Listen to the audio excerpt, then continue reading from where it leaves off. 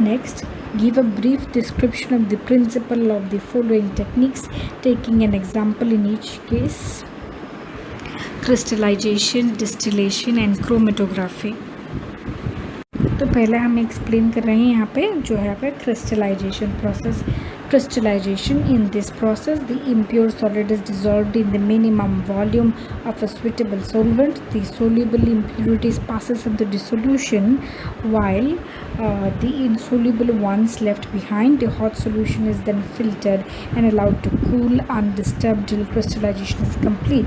The crystals are then separated from the mother liquor by filtration and then dried. Example: crystallization of sugar. तो क्या होता है crystallisation में? पहले हम क्या करते हैं, एक इम्प्योर सॉलिड लेते हैं. इम्प्योर सॉलिड को जो हम डिज़ोल्व कर लेते हैं, मिनिमम अमाउंट ऑफ सॉल्वेंट में डिज़ोल्व करते हैं ताकि उसका एक सैचुरेटेड सॉल्यूशन बने. उस सैचुरेटेड सॉल्यूशन को है वहाँ पे आपका जो सोल्यूबल इम्प्योरिटीज़ है वो पास हो जाती है सॉल्यूशन में, और जो इनसोल्यूबल इम्प्योरिटीज़ है वो तो बाहर रह जाती है. तो आप क्या कर सकते हैं, मतलब उसको पहले तो वो हो ही गया, फिर आप उसे फ़िल्टर करके फिर वो ले लीजिए, उसमें सोल्यूबल इम्प्योरिटीज़ अभी भी प्रेजेंट होगी. फिर आप उसे गर्म कर लीजिए, then the solution is heated and then filtered. एक बार आप सॉल्यूशन को हीट कर ले और फिर फिल्टर करके फिर इसे कूल कर दे, अनडिस्टर्ब रहने दे, तो क्रिस्टलाइजेशन जो होती है वो कंप्लीट हो जाती है.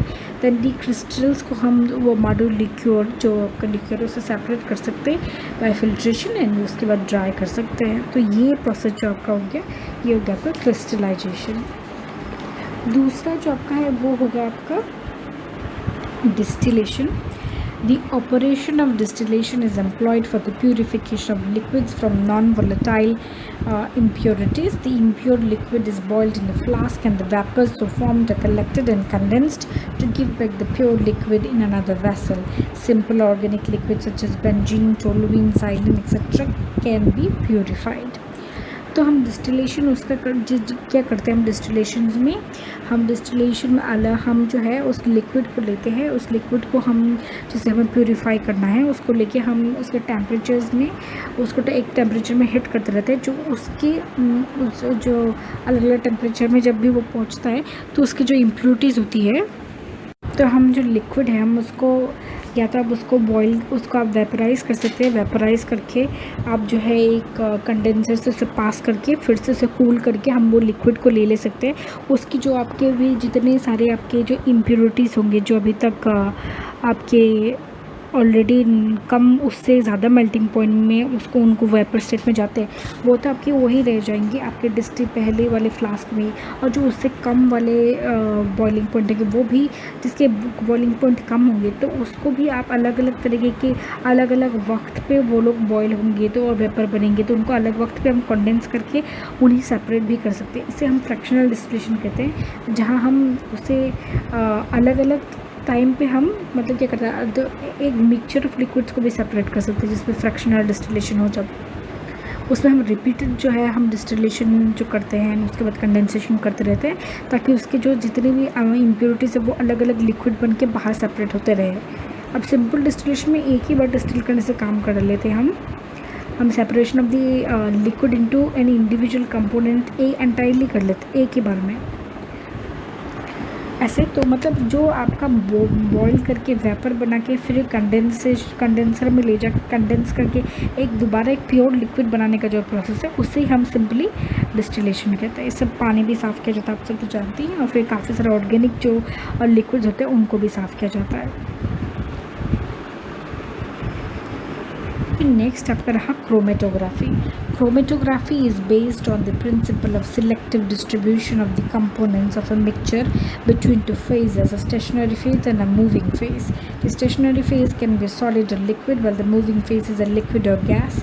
When the stationary phase is solid, the basis is adsorption, and when it is liquid, the basis is partition. Chromatography is generally used for the preparation This is for the preparation of colored substances such as plant pigments or dye stuffs. तो यहाँ पे क्या है, chromatography के बारे में बोला गया है. क्रोमेटोग्राफी जो है उसकी प्रिंसिपल जो है वो सिलेक्टिव डिस्ट्रीब्यूशन ऑफ कंपोनेंट्स के ऊपर है, जिसमें हम मिक्सचर को दो फेजेस के बीच हम मिक्सचर के दो फेजेस जो है मिक्सचर के जो 2 फेजेस होते हैं उनमें हम मतलब उनमें सिलेक्टिव डिस्ट्रीब्यूशन होने को, सिलेक्टिव जो डिस्ट्रीब्यूशन होती है उस प्रिंसिपल की बेसिस पे ये कहा जाता है। उसमें 2 फेजेस जो होते हैं, इसको एक होता है स्टेशनरी फेज़ और उसमें दूसरा होता है मोबाइल या फिर मूविंग फेज़। इन दोनों फेजेस में जो है उनका जो डिस्ट्रीब्यूशन होता है, selective distribution of the components, इसी प्रिंसिपल के ऊपर हम क्रोमेटोग्राफिक सेपरेशंस करते हैं। जो यहाँ पे हम स्टेशनरी फेज़ होता है वो आइदर हम ज़्यादातर सॉलिड या फिर लिक्विड लेते हैं, और मोबाइल फेज़ को लिक्विड या फिर गैस लेते हैं। फिर जब सॉलिड होता है आपका स्टेशनरी फेज़, तब एब्जॉर्प्शन के प्रिंसिपल पे ज़्यादा डिपेंड करती है ये सब, और जब भी हम लिक्विड लेते हैं तब हम पार्टीशन के प्रिंसिपल पे डिपेंड करते हैं। क्रोमेटोग्राफिक प्रोसेसेस काफ़ी सारे इंडस्ट्रियल यूजेस के लिए भी इस्तेमाल होते हैं, जिसमें हम जो प्लांट पिगमेंट्स एंड डाइज बनाते हैं उसमें ये काफ़ी यूज़ होता है। अब हम काफ़ी टाइप्स ऑफ क्रोमेटोग्राफी भी है। एक तो पहला आप मिल जाएगा कोलम क्रोमेटोग्राफी या एब्जॉर्प्शन क्रोमेटोग्राफी, फिर अब थिन लेयर क्रोमेटोग्राफी, फिर आप होता है एक हाई परफॉर्मेंस लिक्विड क्रोमेटोग्राफी, फिर गैस लिक्विड क्रोमेटोग्राफी, फिर आपका होता है पेपर और पार्टीशन क्रोमेटोग्राफी। जो पहला एब्जॉर्प्शन है वो आपका मोबाइल फेज़ लिक्विड और फिर आपका स्टेशनरी फेज़ सॉलिड होता है। फिर थिन लेयर क्रोमेटोग्राफी में फिर से लिक्विड मोबाइल फेज़ और सॉलिड फेज़ स्टेशनरी होता है। फिर